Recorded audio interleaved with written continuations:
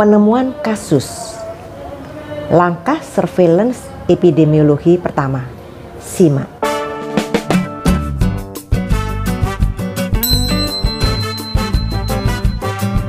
Assalamualaikum warahmatullahi wabarakatuh.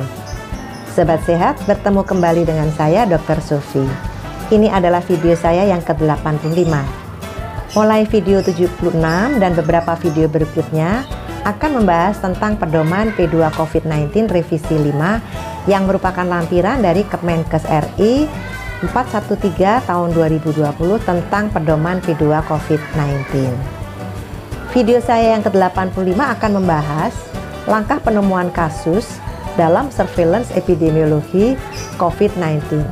Ini merupakan video ke-10 dari beberapa video yang disiapkan mengikuti alur pedoman P2 COVID-19. Pembahasan surveillance epidemiologi COVID-19 meliputi 9 pembahasan, yaitu tujuan surveillance, definisi operasional, penemuan kasus, manajemen kesehatan masyarakat, penyelidikan epidemiologi, pelacakan kontak erat, penilaian risiko, pencatatan, pelaporan dan distribusi data, serta surveillance berbasis masyarakat atau SBM yang menyiapkan masyarakat dalam penanggulangan COVID-19. Nah, karena pentingnya pengetahuan tentang surveillance epidemiologi, kita akan membahas secara bertahap.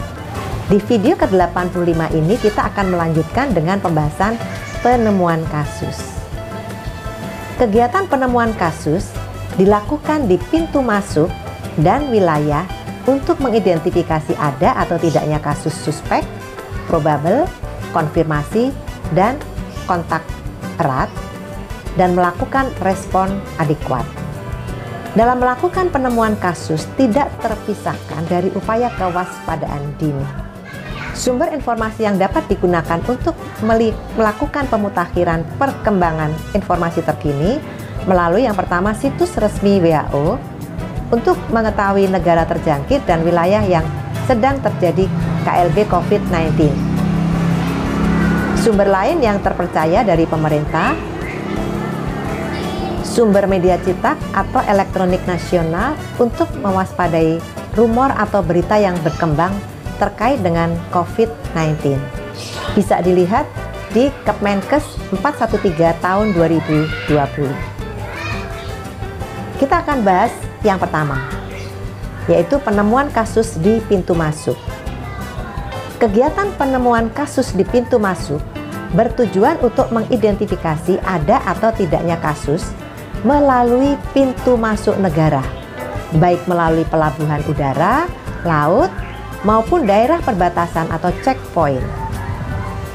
Dalam rangka implementasi International Health Regulation atau IHR tahun 2005, pelabuhan, bandara, dan pos lintas batas darat negara atau PLBDN melakukan kegiatan karantina, pemeriksaan alat angkut, pengendalian vektor, serta tindakan penyehatan. Implementasi IHR 2005 di pintu masuk negara adalah tanggung jawab Kantor Kesehatan Pelabuhan atau KKP beserta segenap instansi di pintu masuk negara. Kemampuan utama untuk pintu masuk negara sesuai amanah IHR 2005 adalah kapasitas dalam kondisi rutin dan kapasitas dalam kondisi kedaruratan kesehatan masyarakat yang meresahkan dunia atau KKMMD. Kegiatan di pintu masuk negara meliputi upaya to prevent, to detect, and to respond terhadap COVID-19 di pelabuhan, bandar udara, dan PLBDN. Upaya tersebut dilaksanakan melalui pengawasan alat angkut, orang, barang, dan lingkungan yang datang dari wilayah atau negara terjangkit COVID-19 yang dilaksanakan oleh KKP dan berkoordinasi dengan lintas sektor terkait. Secara umum, kegiatan penemuan kasus COVID-19 di pintu masuk diawali dengan penemuan kasus pada pelaku perjalanan. Berikut langkah penemuan kasus di pintu masuk. A. Meningkatkan pengawasan terhadap pelaku perjalanan. yaitu awak atau personil penumpang, khususnya yang berasal dari wilayah atau negara dengan transmisi lokal, melalui pengamatan suhu dengan thermal scanner maupun termometer infrared. Pengamatan tanda dan gejala maupun pemeriksaan kesehatan tambahan. B. Melakukan pemeriksaan dokumen kesehatan pada orang. C. Jika ditemukan pelaku perjalanan yang terdeteksi demam melalui thermal scanner atau termometer infrared, maka dipisahkan dan dilakukan wawancara serta dievaluasi lebih lanjut. D. Jika ditemukan pelaku perjalanan terdeteksi demam dan menunjukkan gejala-gejala pneumonia di atas alat angkut berdasarkan laporan awak alat angkut, maka petugas KKP melakukan pemeriksaan dan penanganan ke atas alat angkut dengan menggunakan APD yang sesuai. E. Tata laksana terhadap pelaku perjalanan dilakukan sesuai dengan kriteria kasus dan kondisi serta prosedur penanganan kasus. F. Terhadap barang dan alat angkut dilakukan tindakan kekarantinaan sesuai SOP yang berlaku. Selanjutnya yang kedua, penemuan kasus di wilayah.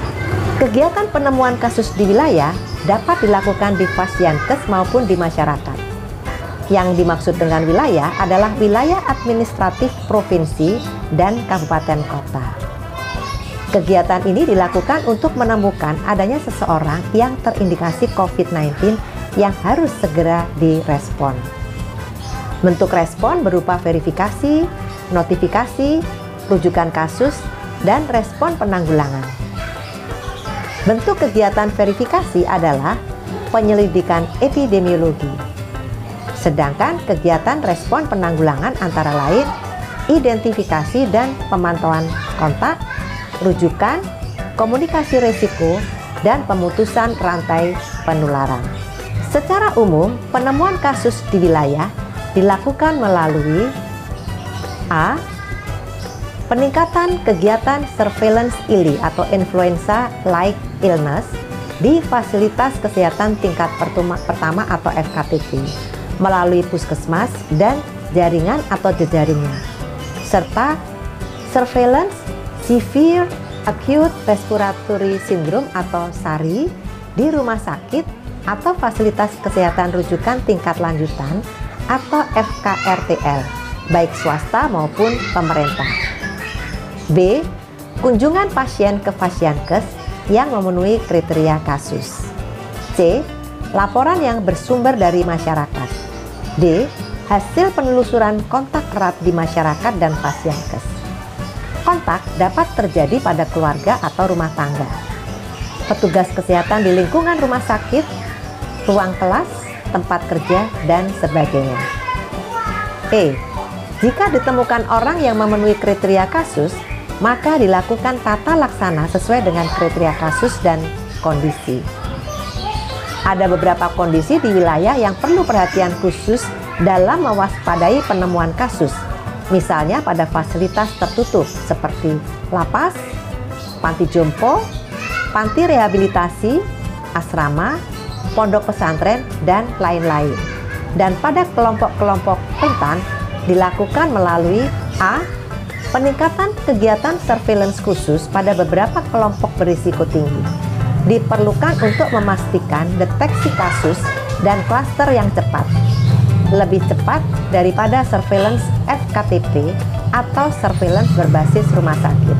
Orang yang tinggal di lingkungan tertutup seperti penjara atau fasilitas tempat tinggal khusus seperti asrama, yayasan, dan lain-lain dapat menjadi sangat rentan karena mereka tidak mandiri. B.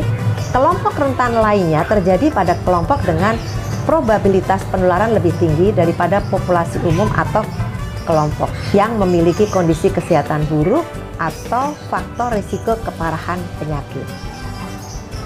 Surveillance kelompok risiko tinggi harus dilakukan setiap hari dengan penemuan kasus aktif melalui screening tanda dan gejala serta pemeriksaan suhu tubuh. D. Pelaporan infeksi nosokomial atau HAIS dari rumah sakit. Kasus COVID-19 harus dimasukkan sebagai prioritas untuk pelaporan segera. Semua klaster harus diinvestigasi dan dicatat kemungkinan sumber dan pola transmisi untuk melakukan pengendalian cepat. Pengumpulan data yang sistematis untuk kesehatan pekerja wajib dilakukan dan terintegrasi secara sistematis ke dalam sistem surveillance nasional. Di lokasi pengungsi dan di antara populasi pengungsi dengan sumber daya rendah dibutuhkan tambahan konsiderasi sebagai jaminan kemanusiaan. Prinsip dasar upaya penanggulangan COVID-19 bertumpu pada penemuan kasus suspek atau probable atau find yang dilanjutkan dengan upaya untuk isolasi atau isolate dan pemeriksaan laboratorium atau tes. Ketika hasil tes RT-PCR positif dan pasien dinyatakan sebagai kasus konfirmasi, maka tindakan selanjutnya adalah pemberian terapi sesuai dengan protokol. Pelacakan kontak atau trace harus segera dilakukan segera setelah kasus suspek atau probable ditemukan. Kontak erat akan dikarantina selama 14 hari. Jika setelah dilakukan karantina setelah 14 hari tidak muncul gejala, maka pemantauan dapat dihentikan.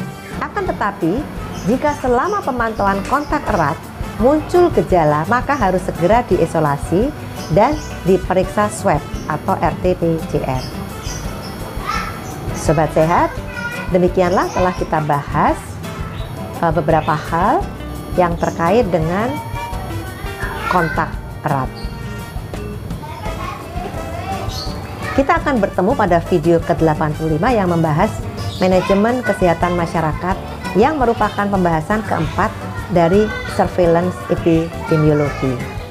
Sampai di sini dulu ya. Saya tetap mengundang masukan dari sobat sehat. Silakan sampaikan di kolom komentar. Semoga selalu sehat. Wassalamualaikum warahmatullahi wabarakatuh.